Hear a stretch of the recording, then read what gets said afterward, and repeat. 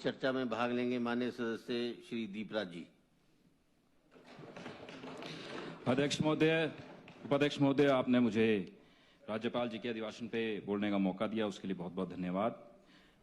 अध्यक्ष महोदय, उपाध्यक्ष महोदय, जब आदरणीय सुखविंदर सिंह सुक्खू जी सत्ता में आए थे तो उन्होंने अच्छे शासन और अच्छे प्रशासन की बात की थी और व्यवस्था परिवर्तन का नाम लेकर पूरे हिमाचल प्रदेश की जनता को जो है आत्मनिर्भर हिमाचल का सपना दिखाया था।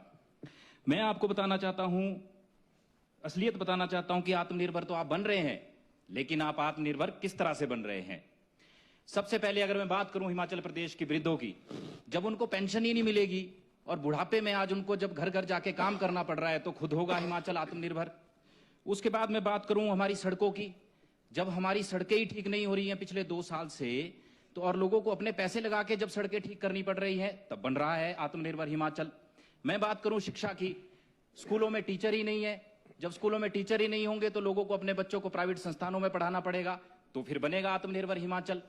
हेल्थ की मैं बात करूं, हेल्थ सेक्टर की मैं बात करूं, हम अधिकतर अस्पतालों में मेरे वहां तो डॉक्टर है ही नहीं है और अधिकतर टेस्ट जो है वो अस्पतालों में होते ही नहीं है और लोगों को शिमला और चंडीगढ़ और दिल्ली की तरफ जाना पड़ता है। तो जब उनको अपनी जेब से पैसा खर्चना है तो वो ऑब्वियस सी बात है बढ़ रहे हैं आत्मनिर्भर। आपने थोड़ी देर पिछले बजट में आपने कहा था कि 2032 तक जो है वो हिमाचल आत्मनिर्भर बन जाएगा, लेकिन थोड़ी देर पहले मुख्यमंत्री जी ने कहा कि वो प्रणाली अब 2027 तक पूरी हो जाएगी, जो कि एक बहुत बड़ी उपलब्धि है। मुझे पता नहीं लगता उन्होंने कैसे ये कह दिया। आपको मैं बताऊं कि पीएलएफसी के अनुसार 2025 में जो हमारे हिमाचल प्रदेश की अनएम्प्लॉयमेंट दर है वो 10.4 है, जो कि हिमाचल प्रदेश में सबसे ज्यादा है।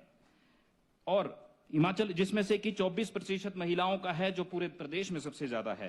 अब जब प्रदेश में रोजगार ही नहीं होगा और वो प्रदेश का युवा जब अपना काम खुद करेगा तो बनेगा हिमाचल आत्मनिर्भर।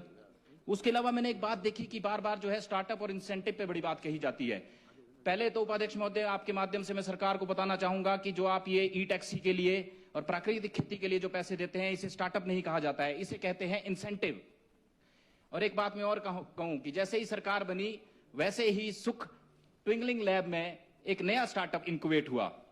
उस स्टार्टअप का सपना था, उस स्टार्टअप में पहले सिर्फ और सिर्फ मित्र थे। उस स्टार्टअप का एक सपना था कि आगे चलकर जो है हिमाचल प्रदेश को जो है स्विट्जरलैंड की तर्क पर जो है टूरिज्म में विख्यात किया जाएगा, क्योंकि हमारी और उनकी जो जनसंख्या है वो लगभग बराबर है।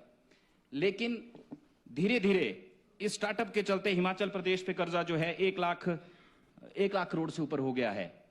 और धीरे धीरे जब ये इंक्यूबेट होगा 2027 की तरफ, तो हिमाचल प्रदेश पे कर्जा 1,40,000 करोड़ के लगभग हो जाएगा।